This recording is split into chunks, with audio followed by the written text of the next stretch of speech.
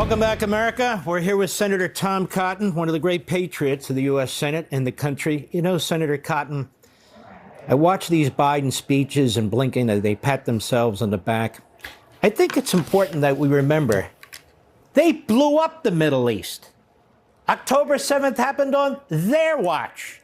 They were funding terrorism in the Middle East through Iran and Iran through its proxies. How dare they say, look at us now. The hostages are going to come out. Some of them are going to come out. It's because of all the great work we've done. There's hostages because of all the lousy work that they've done, no? Yeah, Mark, whenever Joe Biden and Tony Blinken have been patting themselves on the back, they might as well have been putting a kick me sign on Uncle Sam, because that's what they've done for the last 4 years. Now, my general posture is we shouldn't negotiate with terrorists. We shouldn't ask Israel or any other country to negotiate with terrorists. You know, we didn't negotiate with Japan after Hiroshima and Nagasaki. We said unconditional surrender and release the 40,000 Americans you hold. And that's what they did.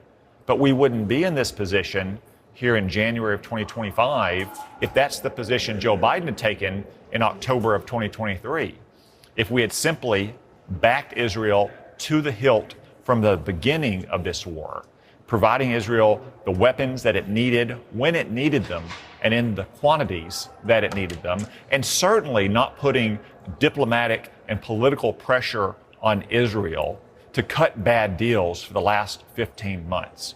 And in all of these exit speeches and exit interviews, Mark, Tony Blinken has admitted that every time U.S. or international pressure was brought to bear on Israel, it caused Hamas to walk away from the table or to make more unreasonable demands because they thought that Joe Biden or European leaders would put the pressure on Prime Minister Netanyahu that Hamas couldn't on the battlefield.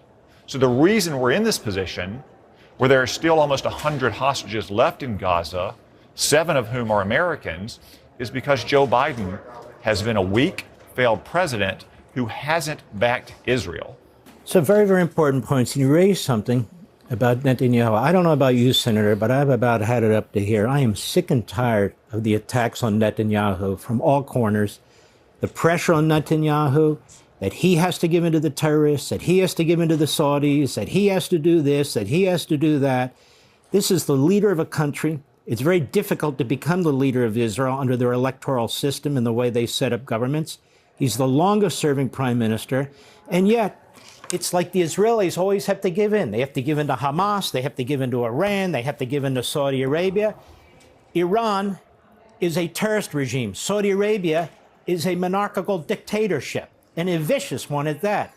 Qatar is a terrorist-supporting regime. Egypt is a military dictatorship. Israel's a democracy. So why are we always putting the shoulder on Israel, threatening Israel's existence, Israel's defense, Israel's liberty, when they're surrounded by all these individuals, all these countries, and we act like it's Israel that's the problem? Yeah, and Mark, that's not just bad for Israel, it's bad for the United States because Israel is our best ally in the region. And I think a lot of this is simply Democratic politicians' enmity towards Benjamin Netanyahu. Just think about it. He's outlasted Bill Clinton and Barack Obama, and now Joe Biden, when he served as prime minister with all 3 of those men serving as president, all of whom tried to undermine him or defeat him in elections. And also, Mark, I want to remind you that a couple years ago, we had the Israeli president, Isaac Herzog, come to speak to a joint session of the Congress. President Herzog is a member of a distinguished center-left Israeli political family, not a Likud family, a center-left family. And you still had Democratic congressmen boycotting President Herzog's speech.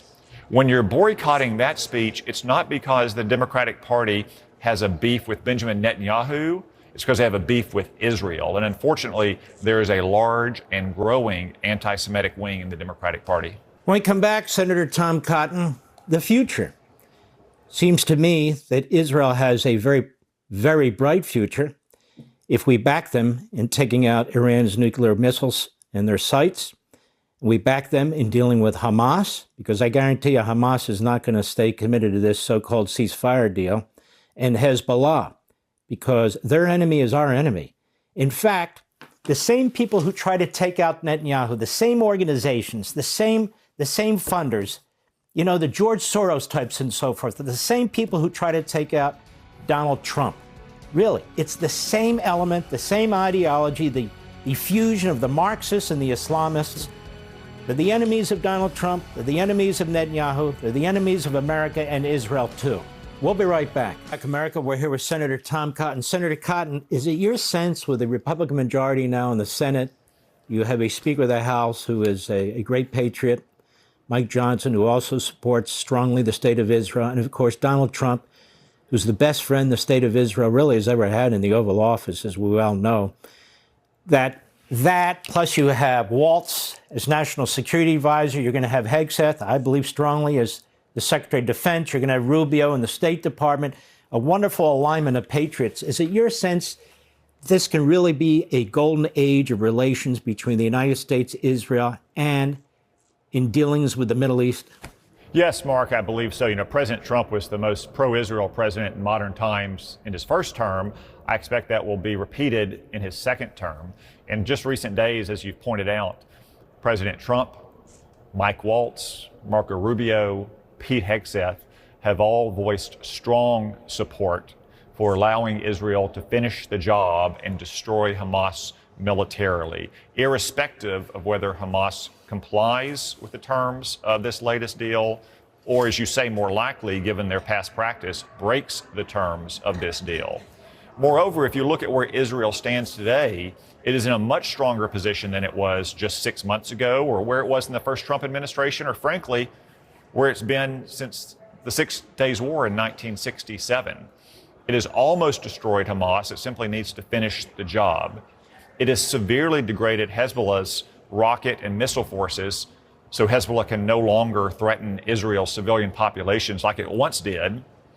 The Assad tyranny in Syria has collapsed, depriving Iran of its bases and its transitability to Israel's border. And then, of course, Iran has been struck directly after striking Israel, and its supposedly fearsome and mighty air and missile defenses have been destroyed. So Iran itself is totally exposed on its flanks in a way it hasn't been in decades.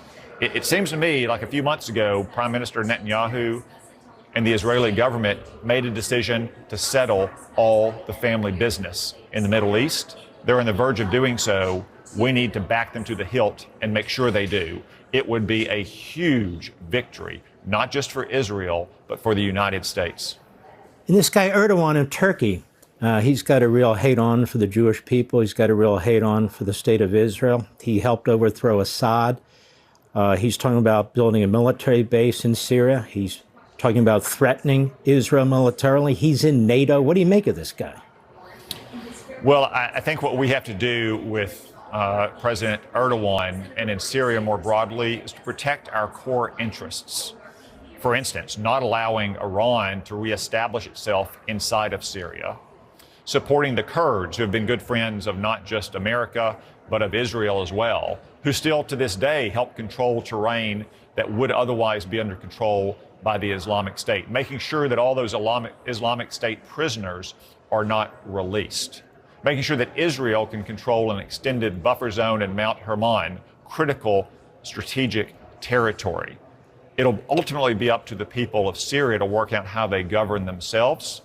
But as long as we can protect those interests, as long as they don't stick their nose in Israel's business and in our business, then we can leave their business to them. You make a great point about the Kurds. They have been so loyal to the United States. And Erdogan wants to blow them out. He keeps threatening the state of Israel. We're going to have to keep an eye on this guy. He is a jihadist Islamist in many respects, too. He brutalizes his own people. Finally, Senator Cotton, I think it's fair to say now, given what's taken place with the state of Israel under Netanyahu, that Israel is a regional superpower now in the Middle East, don't you think? And that will actually bring, once things are settled with the Islamists and others, that will bring the broader peace in the Middle East, don't you think? I do, Mark. As I said earlier, I think Israel, after the last 6 months in particular, is in a stronger strategic position than it's been since its victory in the 6 Days War in 1967. The reason that Arab nations made peace with Israel under President Trump's first term is not because Israel was weak or because the United States was restraining Israel. It was because Israel is strong and the United States backed Israel to the hilt. That's what I expect to see over the next 4 years as well, as the Republican Congress and President Trump works with Israel to make sure that we can establish peace through strength in the Middle East. I think this is really a wonderful alignment with President Trump in office, Netanyahu in office. I just think with the Republicans in the Senate and the House, fantastic opportunities to spread peace and security in our country and throughout the world. Senator Cotton, I want to thank you. God bless you, my friend. Thank you, Mark. We'll be right back.